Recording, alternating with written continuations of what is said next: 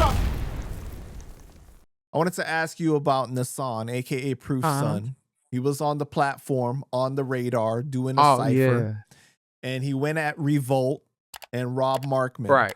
What did you think about And that? he went at while we at it, well, fuck it. Why don't we just do a hat trick? He went after what? Anthony Fantano,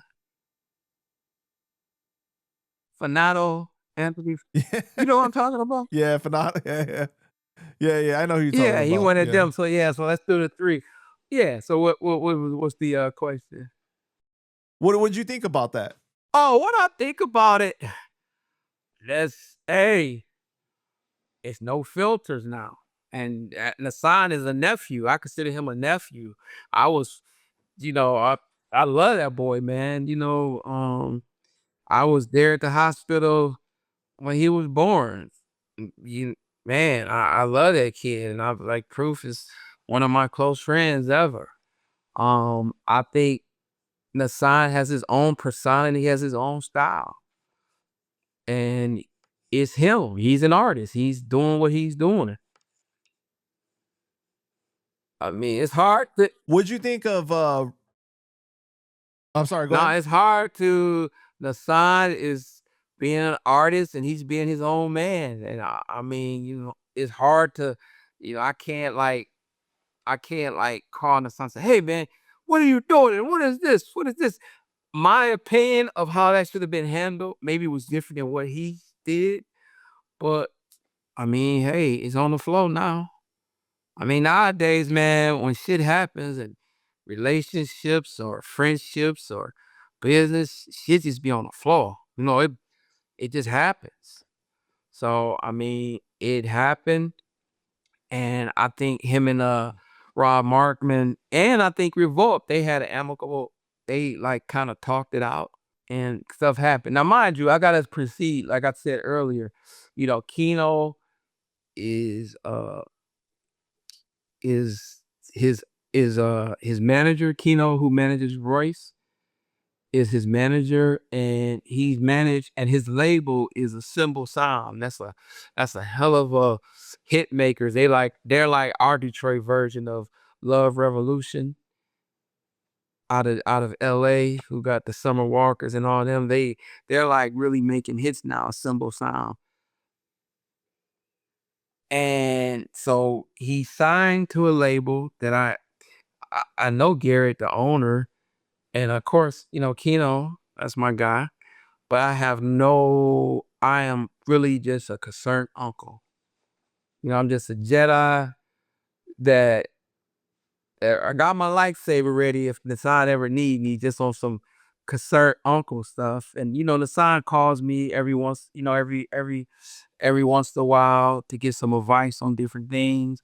But I have no business influence in it. I like it that way. I'm more so, the family guy that's sitting, when a player get drafted in the NBA and they're sitting there, and the uncle with the plate of chicken wings and got the Hennessy and sitting on the couch while during the draft day. So I'm not in action with Nassan. Now, honestly, we will have more interaction when my Up North Heat platform rises, because we'll get to that later. But it's about right now my Up North Heat platform is about Michigan acts only at the moment. Because we're taking it. We're compartmentalizing. So we will cover Nassan, because Nassan is a very his every day I see how he grows in his social media and his views, and man, the kid is on fire. This has been a very productive year so far this year for him. What did you think of Rob Markman's response to him?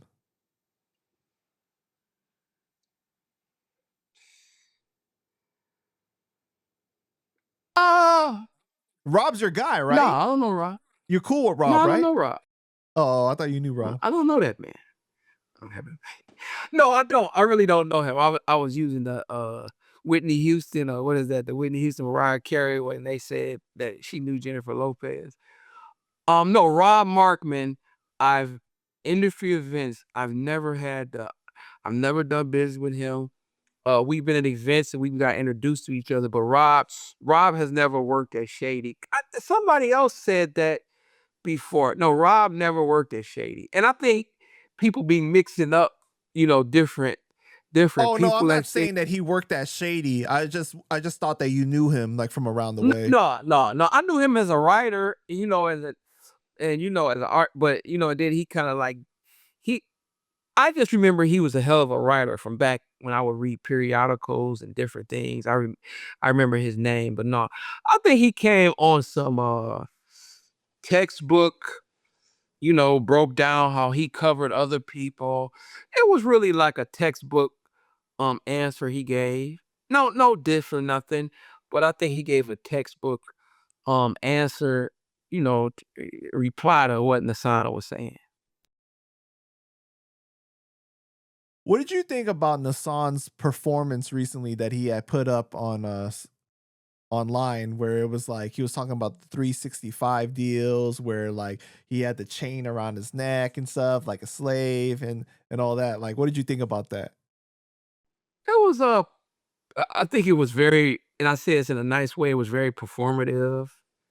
But I think, and I'm kind of being, a family member. I think that kid is brilliant in terms of he's a two. He makes good music, and he directs a lot of his videos, and he comes up with the concepts out of his head. And I think he has a very performative angle to Nassan as the artist. So you're gonna always see, um, I don't want to use the word shock, but I think Nassan is gonna always come up with something creative. Yeah, he always will. It's almost like, I thought it was genius. yeah, yeah. It was phenomenal. It was mind blowing. I had to watch it. Like everybody is talking about that. Everybody is, and he comes with it, and it gives you something to think about. About like the 360 deals and all of that.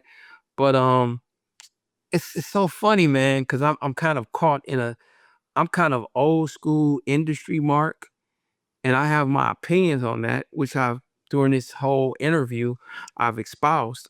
But I see where the youth is coming from too. And in this game, you always gotta you gotta adapt. You gotta adapt and make your thought processes gotta change. Even the industry people has had to make changes to their thought process. And I do think that Nassan is an elixir of making people think, especially his generation. Right, right. And let me take this time to make this correction. I said 365 deals. I meant 360 deals. Okay, because you know how people get in Oh no, yeah, no, in that's the cool. comments. You know, I'm thinking Whole Foods right now. No, but yeah, definitely. I think that it was amazing what he did, and I'm really excited to see what else is he's got coming out, man, for sure. Yeah, he got to put out some. He even said it on his Instagram. He's about to put some music out because he's got the world the attention of it. He has the world. Mark, that's what you need to do. You need to get me an interview with Nassan. That's what you need to do. Nassan don't really enter. Yeah, he's gonna No, I no, know. but he's coming out of his pause. He's breaking his shell, and you're gonna start seeing that because Nassan really never interviewed, and it's so crazy the transformation that young man has made because he got offended. I guess we could kind of cover it a little bit now, but at first, I'll admit the Nine Porter really noticed him at first. The Nine Porter, from D12. And he said, yo, he was like, Nassan has kind of got some shit going. And everybody was like, what? Okay. Because, okay, every kid want to rap. I used to be a rapper. Every kid wants to rap. So in my lane, you'd be like, okay. I used to be a rapper. Yeah. So you get like, okay, that's cool. And then one time me and Paul was at dinner, I believe, Paul Rosenberg. He was like, yo, the 9 was right. I'm really hearing some stuff. I really like listening to some of the Nassan stuff. I'm like, word. Cause his mom, Sharonda, is like a sister of mine, because that was Proof's wife. That's Proof's wife. And she always would be like, man, Nassan cooking up some stuff. He down in the basement and he making some music. And man, he got people over here talking, and this girl, man, he got everybody over here, and they like saying he gonna blow up. And I'm like, okay, Sharonda, it's cute. Okay. I'm being real. I was like, okay. And then once again, why though? Why were you being dismissive of it? You have to be dismissive in my line of work. You have to, it's certain, I want to say it's certain levels, but it is certain levels, because everybody raps. And I wasn't being dismissive. I love the kid. I always love the kid. But I was like, okay, it's getting okay. But then like the 9 was like, yo, it's real. And then when Paul says real, I said, man, let me go. Shalonda, send me that. Send me some music. No, I talked to the son. I said, man, send me some music. Man, that shit was fire. I'm talking about that shit was like, damn. And then he got into this, then like his next door neighbor, who unfortunately he passed away. He passed away of natural death. The next door neighbor, when he was down, when we talking about, this is probably when he was 17, 16. The next door neighbor said, dude, you so dope. I'm gonna put you in this contest. And he won the contest. It was some crazy anti-cigarette campaign and Nassan really started like getting work. It was like people were really start covering him. Like national, like international platforms started like, yo, this kid is hot. So my point being is, at that time, the son that he wanted to be acknowledged that Proof was his dad. He loved his dad, but he just wanted to stand out as Nassan.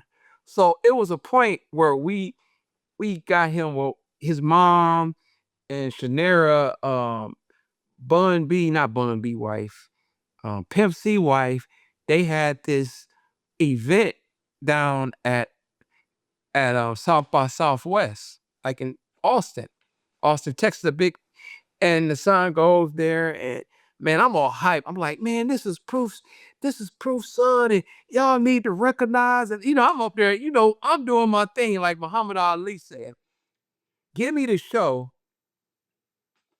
I know how to sell the show.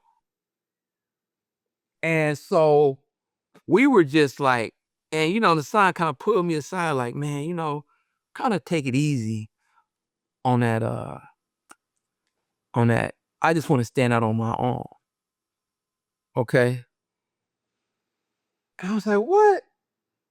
And then when he really explained to me, I said, man, you know what?